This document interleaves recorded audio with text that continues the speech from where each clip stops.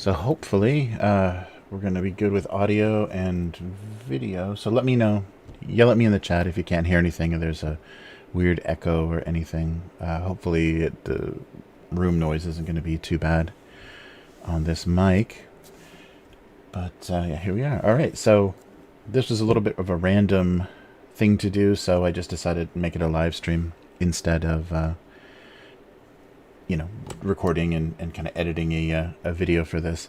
So, welcome. This is another unboxing of the second Great Mystery Box from Warlord Games.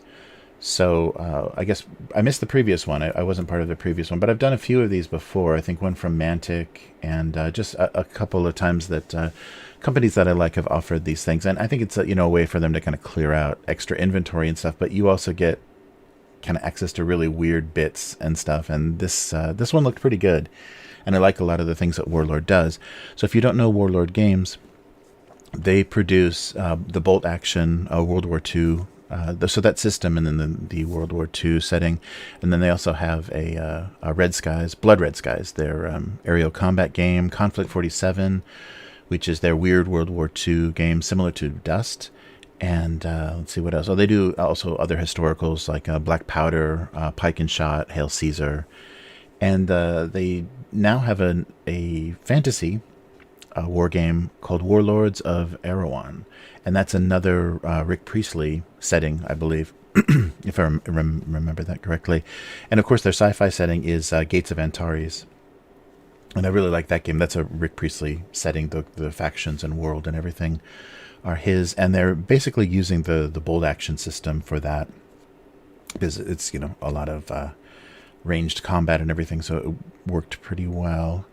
So let's take a look. And I think they also do the Judge Dredd and Strontium Dog, and so that's what I'm hoping. There's some Judge Dredd in here, but we'll see. I may not get that lucky. So here we go, and I'm going to try not to dox myself. I just cut the tape. I haven't checked for invoices or anything, so I'll try to get those off camera before you dox me and swat me with my own address here. So okay, so here's the second mystery box, the second Great Mystery Box from Warlord Games, and they say this should be what, an 85 pound British pound or US about $136 value. So we'll see if that's true. So there we go, brown paper.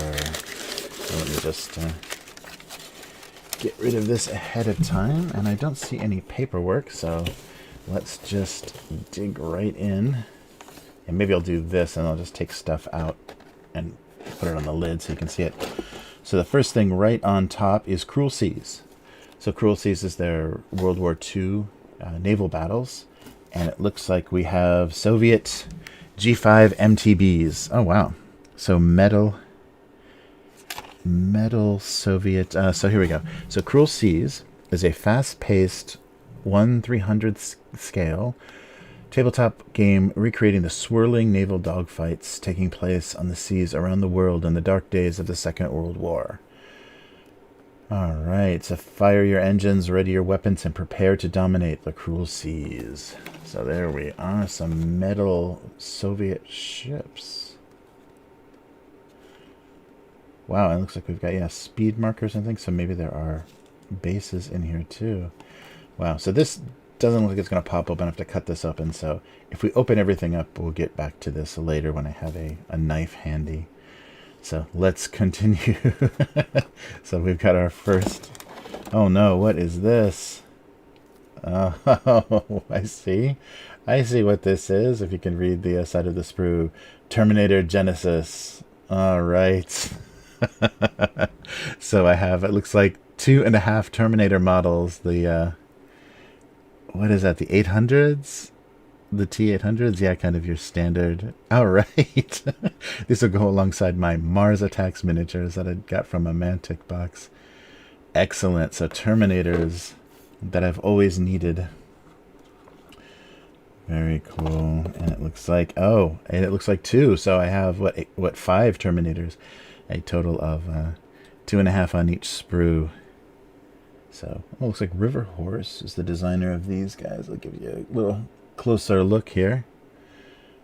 But yeah, not so menacing. They're a little skinny looking, but the scale is more realistic, you know, more tiny and thin scale. But yeah, those are funny.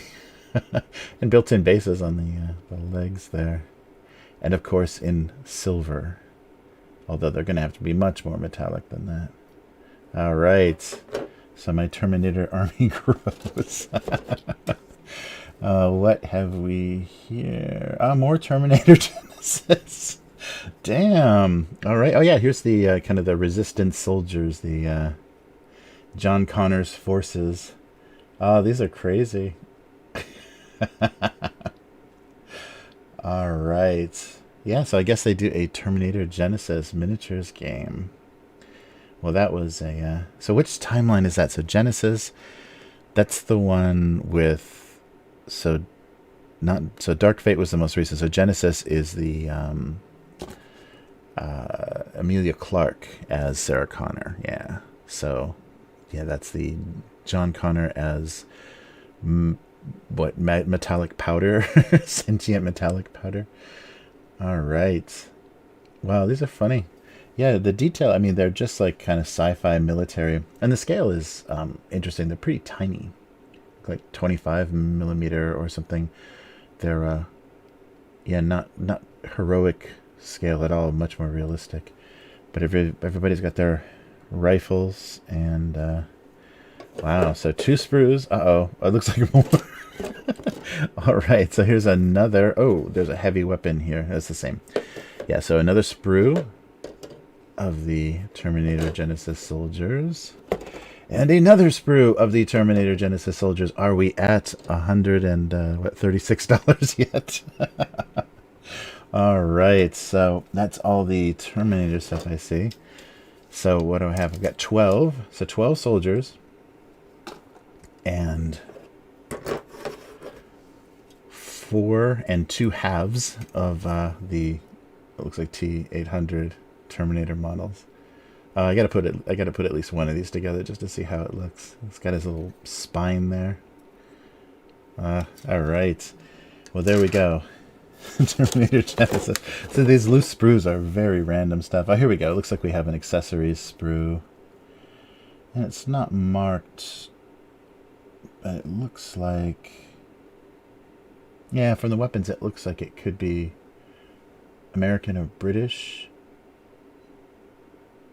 This, yeah, just a accessory sprue for World War II soldiers. Nice. Lots of shovels and grenades and belts and everything. All right, and whoa. This is... oh, here we go. Yeah, British infantry. Oh, okay, so this might be, yeah, the accessories for the British infantry, because we have a British infantry sprue. Oh, wow. Yeah, the camera hangs in there, doesn't it, with the focus. All right, so here is, looks like 5. Yeah, 5 complete. Yeah, one's got a half there. So 5 complete British infantry on the sprues. That's crazy. The helmets and everything are separate, so you can really customize them. Nice. And then that accessories goes with them. More packing paper. Uh-oh. What big kit? Oh, here we are. Well, I've been waiting for this. This is the I think the gem the gem of the haul. Friar Tuck, my metal Friar Tuck mini, which actually might work well for Frostgrave, actually. He is like a very Frostgrave worthy. His staff makes that work okay. I might have another Frostgrave sorcerer here. A sigilist something. Nice. Friar Tuck. He's been sitting somewhere for a while. He's looking a little, the foam is breaking down a little bit. He's looking a little corroded. But that's the fun of these random boxes, is you do get like incredibly random stuff. So Friar Tuck will go over here. Or put British infantry over here. And what else do we get? The next thing, uh-oh. Oh no. they also, in addition to Judge Dredd, they also make a Doctor Who game. So I don't know how Doctor Who like miniature wargaming works, but I have some HVTs for Infinity, I guess, wearing very long scarves. All right, so here's what the classic 70s Doctor Who. I am not. Is this like a whole collection of doctors? And here is a robotic dog, which I'm sure somebody knows the name of. Are these? Yeah, these are all doctors. Oh my! So I have a entire collection of probably a few decades of doctors. Wow. Look at that. I don't know how that works, and why would you need more than one doctor? Is it like battling doctors? Yeah, I wonder what the rule system would be. Yeah, but it looks like I have several doctors from several different eras, and I have no idea what else I would do with them besides make them playing them as Doctor Who. Wow, I guess that you could almost like cyberpunk or even like steampunk some of the older. Yeah, because some of the way that he's dressed is very randomly ahistorical. So I have a selection of Doctor Who's and his dog, whatever his dog is named. Oh, does it actually say something on there? No.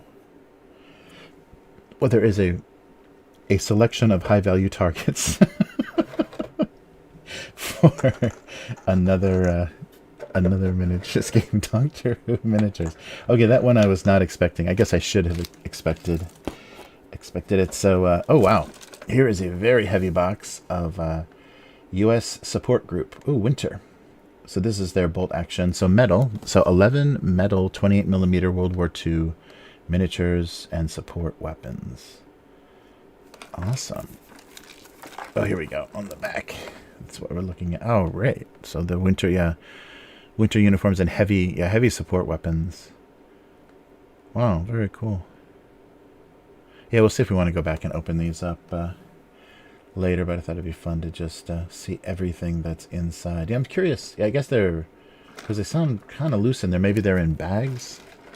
Yeah. Sounds like maybe there's a tray in there and then they're in bags. But yeah, this is their bolt action. Probably, I'm sure this is their biggest franchise, or the thing that they've been doing the longest. So I know some hobby shops are very bolt action heavy. So yeah, so 28mm World War II gaming. I guess we'll put that on the World War II side. Ah, here we go. So here's a Warlord Games branded laser pointer. So you can see they've got their their logos on there, and I won't shoot this at the camera, but oh, there we go. Yes, it is a laser pointer, and it is pointing. Cool. Oh, it's got a little. Yeah, you can string it. You put it around your neck if need be. That's nice. It's a little tiny one. I have one that's like the size of like a ballpoint pen that I was using for Infinity. This is a little bit more. Wait, this way. There we go. A little more manageable, and it's branded. Nice. The Warlord Games laser pointer. And here we go, Blood Red Skies. The Yakovlev Yak-1. So I'm guessing Russian, Soviet. Yes, so the Yakovlev entered service in 1940, fast and well-armed fighters. The wooden wings and composite structure. It was very reliable and easy to maintain. Nice. So I have 6. Wow, 6 fighters and then flying bases. So I wonder what scale everything is. Yeah, because it looks, yeah. Wow. And maybe, feels like plastic. It's not very heavy, so yeah. These are plastic. Yeah, maybe we'll open these guys up in a little bit. I'm curious how both these are packaged as well. Nice, yeah. All right, and a magazine is next. Oh, a magazine with a sprue on the back. So here's War Games Illustrated. So which issue is this? October 2020. All right, they still published in the midst of the pandemic. Oof. Yeah, and yeah, they sell. They don't create, but they do sell Frostgrave on the Warlord Games site. So yeah, there's an article about Frostgrave in this issue, and 15mm conversions. All right. And on the back here, what do we have? Well, I guess we can open this up. Take a look at that sprue. Oh, this looks like samurai. What does it say? Oh, it doesn't. It just says Warlord Games. So yeah, what is there? What is there? Asian epic battles. Napoleonic Black Seas. Huh. Yeah, these are. Yeah, these definitely look like Japanese soldiers. Wow. Yeah, there's a lot of little details. No bases, though. I guess that's depending on the system. Wow. So did they say? Oh yeah, free models from. Yeah. So they are. They are Japanese soldiers. A random sprue of Japanese soldiers.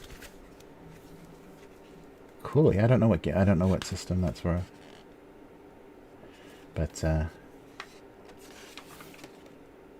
Warlord magazine. That's cool. War Games Illustrated. That's cool that they're still, even through the pandemic, we're still publishing this.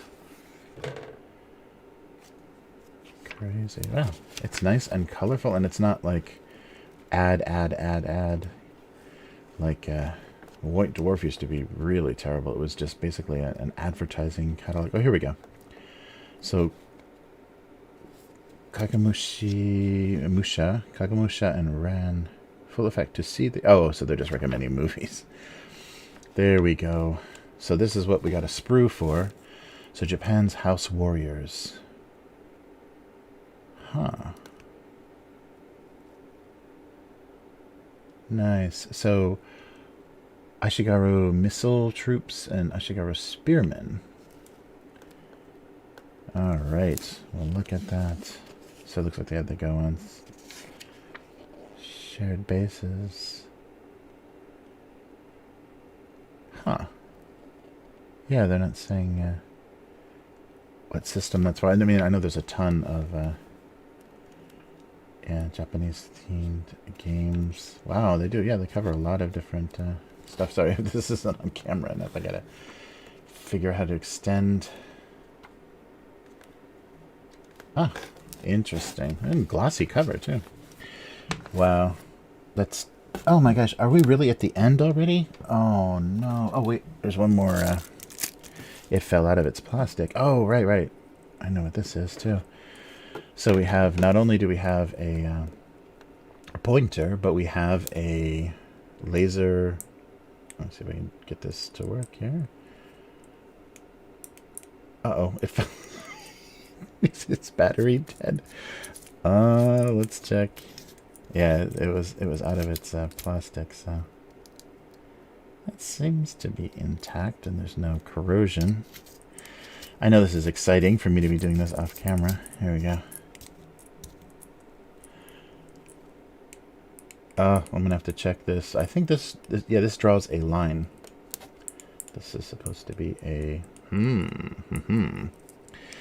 Well, I will refresh the battery and see if we have any luck. But yeah, so the laser pointer is just a specific point. Oh, these are it's watch batteries too. Oh, great. And this will draw a line on the battlefield, and I wonder how long it actually is. But that's pretty cool too, so you can kind of designate areas. Oh, there we go. Yeah, it had a little paper in there, maybe to save the battery life, so they didn't corrode. Here we go. There we go. I am drawing a line. So yeah, that can get pretty long too, like the further you get away. That's really cool. So a laser line pointer, so from here to here, here to here. Especially for ranked troops and things. That's really cool. Yeah, I have not seen these before, but I think I saw that they had advertised this on the website. So there we go. $136 value. No, maybe not. But that's pretty cool. So a laser line maker. And no way, we're down to the last thing already. Yeah, I was hoping the rule book was going to be was going to give me some Judge Dredd sweetness, but not this time. The fate of random boxes. So here's the Hail Caesar Army List book. So biblical to early medieval. Whoa. Oh, wow. Yeah, so I have to find somebody interested in biblical to early medieval warfare. What, early Bronze Age? Oh, wow. But, oh yeah, Rick Priestley. Yeah, so I think he's done a lot of work. I think that's where his post-Games Workshop career mostly is at Warlord. I don't know if he was a co-founder or had that's where he decided to base himself. All right. So Hail Caesar. We can do early biblical warfare. And of course, there's elephants. Wow, so we've got all the army lists. So this will be interesting to take a look at. I don't know the system. And I wonder if it's just like a modified bolt action, you know, because there's less. There's no, much less artillery or much less ranged. Well, it's a really nice book, though. It's well produced. Oh, I was hoping I would get lucky with the rule book. Hail Caesar. Nice. Yeah, but their books are well done. Well, this is an odd assortment of things. So we started in the dystopic, the future is what you make it of of the Terminator universe. And we've got the Soviet cruel seas. And of course our Friar Tuck. The entire Doctor Who Doctor's collection, and the magazine are Japanese spearmen. Oh, those are really delicate. Yeah, I'm curious what these look like assembled though, like scale wise, because they look human scale. They look more real scale. So, well, that was less than I was hoping. I was hoping there would be a big model in there. I guess this is my big model. I guess the Blood Red Skies is probably the biggest. Yeah, let's take a look, just out of curiosity, at what a box of these guys runs. Yeah. Oh, yeah.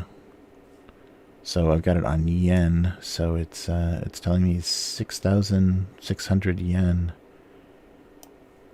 For for one of these boxes. So that's already pretty up there value wise. So maybe I shouldn't bust all of these open.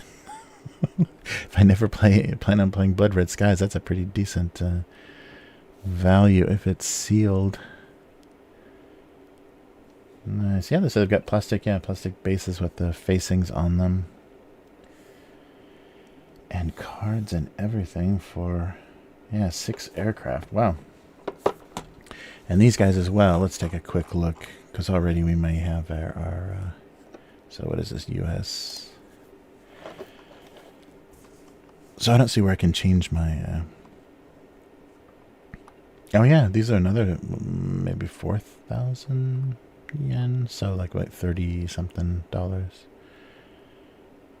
Or maybe it's actually the yen's been pretty strong, so maybe closer. Yeah, so about maybe $30, 25. $30. Wow. Yeah, so 25 mil metal. Well, there's the Terminators are pretty funny, but other than that, it's it's funny and random. And of course, our laser pointers. I don't know. Let's see if they have those on the site as far as accessories.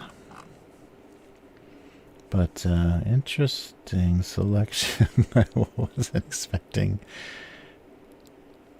But that's the random fun. Yeah, I was hoping for some Erehwon stuff or even Antares stuff. But my sci-fi looks like it's going to be Terminators. Crazy. I've got my British infantry and my American metal support. Woof. There's little bits. 3 officers, 1 medic, 1 radio operator, a medium mortar team, 1 MMG team, and plastic bases. Yeah, that's quite a few. Quite a few miniatures. All right. Well, I know I can open my Friar Tuck because I will have some sort of use for him. So let me see if I can find something to hack at him with. There we go. We'll take a close-up look at Friar Tuck. So I don't know what historical setting this is from. That's funny. Yeah, it just says Robin Hood and his merry men. So they must have done a Robin Hood war game, yes. So made in Nottingham by Warlord Games. So the famously fond of ale and good meal. Yeah, so this must have been a Robin Hood miniatures game. So looks like, yeah, no base, just a slotted. Or actually, it looks like there's enough. Yeah, there's enough there for him to stand up on his own. It's not quite a slotted miniature, but there he is. Come on, let's get let's get some focus on this merry man. No. There we go. There he is. Yeah, so metal miniature detail, and he's standing at the grave. Oh no, it just says he's standing at his own grave. It says Friar Tuck on the the gravestone he's standing next to. So I'll maybe have to cut that off. If I'm going to repurpose him, I'll have to cut that off. Nice, yeah, but decently sculpted. Yeah, and he does stand up on his own there, so no base required.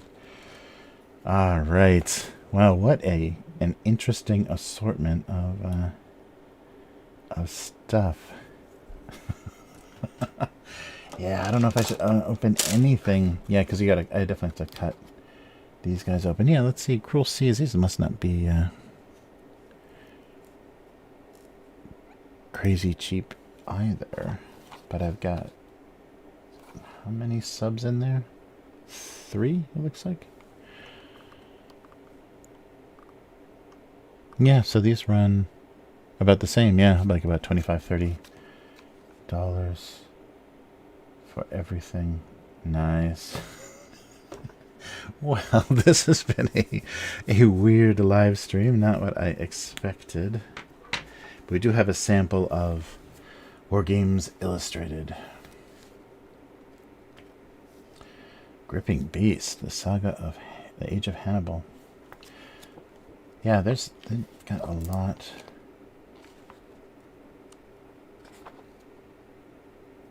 Yeah, there's so much. So yeah, I'm wondering what this system is that they're talking about.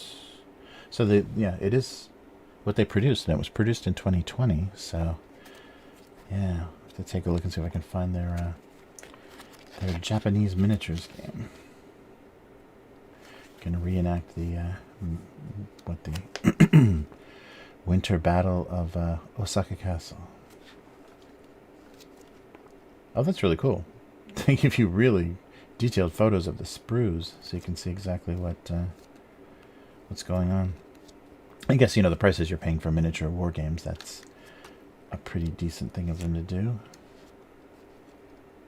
No surprises. With the internet, though, that's nice that people, you do see a lot more video of sprues, and there's not really big surprises.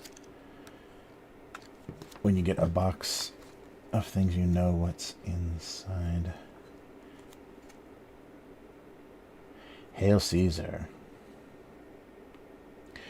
Now here's Rick Priestley talking about Hail Caesar. So in the 70s, the whole ancient world played the WRG rules, and I even took part in championships. So I recall my 2nd century Roman legion was trounced by the Carthaginians hailing from the late 3rd century BC. It was elephants what done it. The competition-style game which marks out the approach of the most ancient wargame rules, is something that the WRG established and cultivated. It didn't exactly stop you from recreating genuine wars or armies, but it certainly didn't encourage it. Treating all armies as equally gameable tempted players to take up with the Ghaznavids or the Lakhmids or similar obscure list armies, extemporized by comparatively slight sources. Yeah, so not a lot of information about what they actually, yeah, and so then, yeah, you'd be like kit bashing and customizing a lot of troops. So that style of play, where armies are effectively chess sets designed to play out a single scenario with variations only in the number of pieces, only in the pieces themselves, has dominated the approach to ancient battle games ever since. So many popular and fine games have emerged from that school. DBM, FOG are a few of the examples, but practically all contemporary ancient wargame rules follow suit to some extent. So at the time of writing Hail Caesar, I was well aware of other rule sets already available and under development. Rather than try and compete, I determined to create a game outside of the mainstream. It would be a game my friends and I wanted to play, rather than aimed at capturing the ancients market, which was already well catered to in any case. Hail Caesar is geared towards multiplayer scenarios, fairly large games, usually led by an umpire, with enough flexibility to cope with the conflicts from the time of Ramses through the Crusades, taking in those Romans and Britons along the way. We've had a lot of fun, and the rules have proven to be adaptable and robust. It is especially nice to know that others have enjoyed them too. Nice. Well, interesting. Yeah, so here's the... So Hail Caesar versus Mortem et Gloriam. Talking about game mechanics. Yeah, that's got to be... That's funny. Yeah, people wanted to field the most obscure force they could think of. But basically, I'm sure the stats and everything were the same for troops. Oh, and yeah, so keep an eye out. We're going to be... So Frostgrave 2nd Edition is out, and we're going to be working through putting together our war bands, and also doing some terrain and things, because I think we're going to do the Lich, the series of battles in the Lich King. So yeah, keep an eye out for that on this channel and some live streams. We'll get some minis painted and some terrain, some frosty terrain made. But yeah, Frostgrave is coming. Yeah, I've got my my dwarf band. Ralph Hartha EU did a really great, or they've done a couple really great series of metal Frostgrave war bands, and I got an all dwarf band that I think I'm going to run for this this set. We did before, maybe about 3 years ago, we did a Lego mini based Frostgrave campaign, so that scale's a little bit bigger. We didn't really change ranges or anything so much, but the terrain is not really usable because it's Lego mini scale terrain. So I don't know what that would be, but that's yeah, that's much more than 28 mil. It's probably close to 54, 40 something at least. But yeah, that's cool that Warlord Games carries Frostgrave. All right, so yeah, some odd some odd surprises. I don't. There's nothing I'm gonna be definitely working with. I was hoping there was gonna be something that, you know, maybe Judge Dredd or something that was gonna get me deeper into. I mean, Bolt Action is very tempting. Definitely put together an American army, especially winter. That would be really fun. So stuff that I, if I make any tiles or anything for Frostgrave, I can repurpose them for winter war time, and I'll have all the fake snow to do the bases and everything with. So I don't know. Yeah, if I can find somebody to pull into Bolt Action, that may be that's a bit tempting. Yeah, as far as maybe Blood Red Skies, I'm not sure, because I already have the Aeronautica Imperialis, the Games Workshop Horus Heresy era. It's hex based, but that game I definitely want to get something going with that. So I'm not sure if I'd get into Blood Red Skies or any naval. But yeah, there's already, I think Mantic has a new, what's it called, Armada? That's also the name of the Star Wars game, isn't it? That's unfortunate. Yeah, but they have Armada, I think, which is their fantasy themed naval battles for the Mantica, I think, universe. Their setting. Ah, crazy. Alright, so let's put the... I was hoping to get something, at least one thing that was a perfect fit. I mean, I guess the Terminators are pretty funny. I mean, you can't go wrong. But, yeah. But I've got a lot of these odd forces of resistance here. Humanity's Last Stand. Oh, actually, these guys might be good for Gaslands. For doing... yeah, if I'm going to do a more military-looking drivers and things, yeah, this would be a lot of good bits for people hanging up the cars in Gaslands. Might be a good, because I don't think these guys are completely, they're not super recognizable. They do have, so they've got, like, see the chest plates and the helmets. But it does just have like a future military look, not super identifiable as Terminator. Huh. Yeah, I wonder what the rules are like for Terminator, because obviously the rules include half Terminators. Where is he? Oh, here he is. The crawling half Terminator being a viable option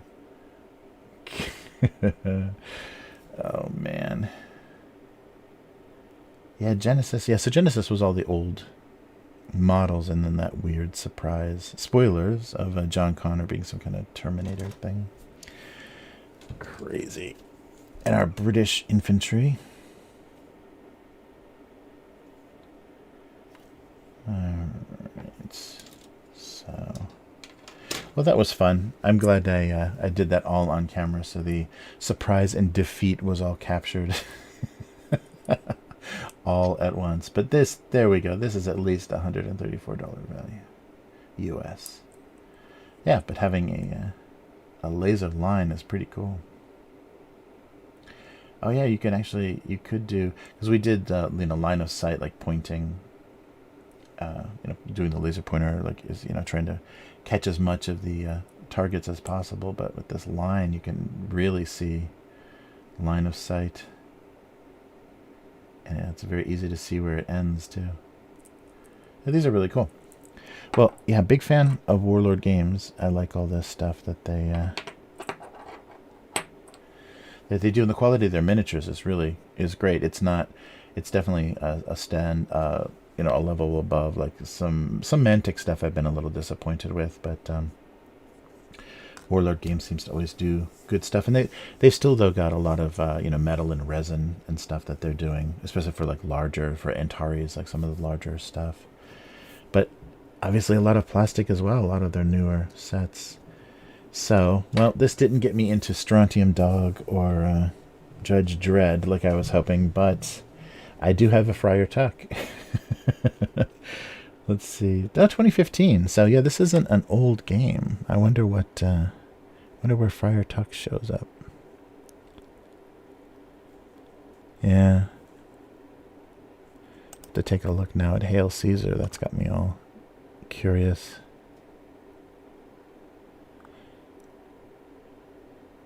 Oh yeah, so let's take a quick look. What is the so just the army list book for Hail Caesar is, yeah, about, what, $15, $20?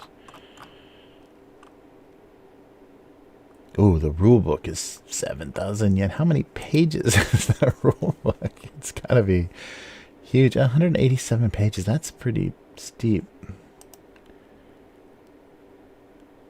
Oh, but that's cool that they have options where you can get the book and an army kind of packaged together. Maybe a little bit of savings. Damn, I don't know if there's any way to get ancient armies. Anybody I know into ancient armies? But it can be ancient armies with all of the full cast of Doctor Who. That's the good part. Yeah, so the fun part about the Mantic boxes in the past is Mantic does a lot of terrain, so I have a lot of interesting like sci-fi crates and like light poles and things that came with the the Mantic stuff. So a lot of like weird random, like, you know, goblin archers and stuff. But they have a lot of terrain. Oh, wait, what was this? Oh, this is the Japanese one. That's right. The In magazine, the pack in for the magazine. Where's there? Oh, there we go. Yeah. Wow. So we'll see what new hobby or new interest this inspires. I think it's just going to be me seeing how big a Terminator looks like when he's assembled and how metallic I can paint him. All right. Well, yeah, so the timing of this was just kind of random, and the arrival of this box was kind of random.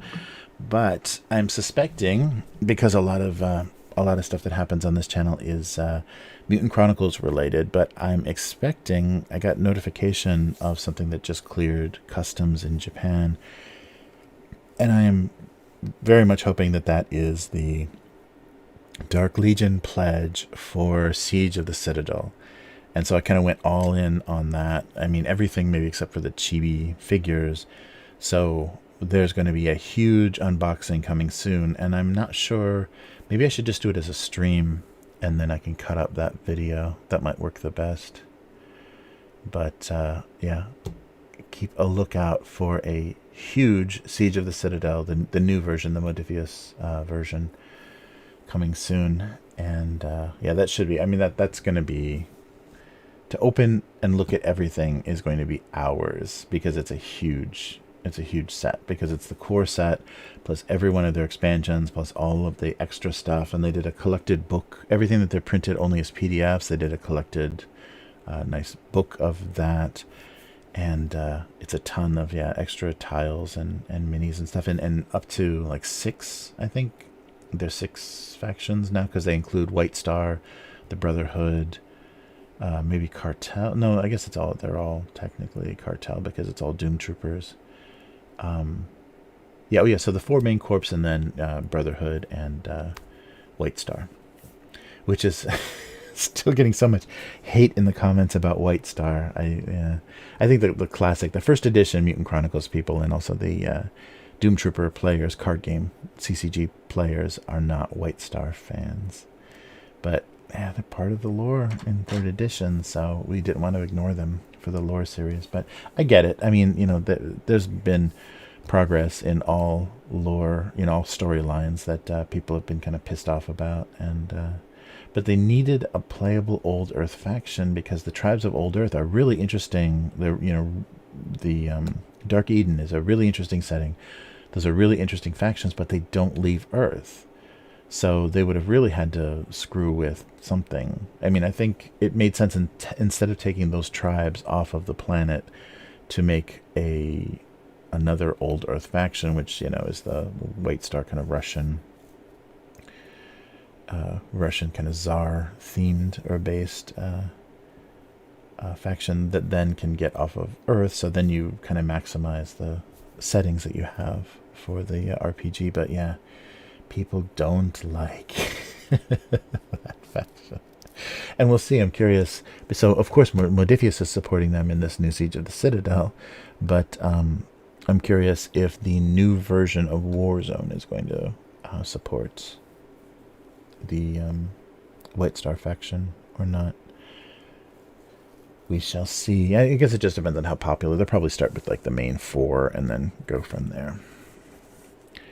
Who knows? All right. Well, thank you for watching. And yeah, if you enjoyed this very random unboxing of things that I have no idea if I'm ever going to get a chance to play, yeah, I was hoping it was going to be a little bit more variety. The Doctors are definitely the weirdest thing. I have no idea what a Doctor Who miniatures game would entail. But yeah, so I'll be back with that Siege of the Citadel unboxing, and of course the weekly will get posted sometime soon, and a lot more stuff to watch. So please subscribe to the channel if you want to be notified, either on Twitch or YouTube, of our live streams. And yeah, look forward to some Frostgrave 2nd edition content. So thanks for joining me, and I'll be assembling some Terminators in the very near future. So be safe, and we will be back again soon. Goodbye.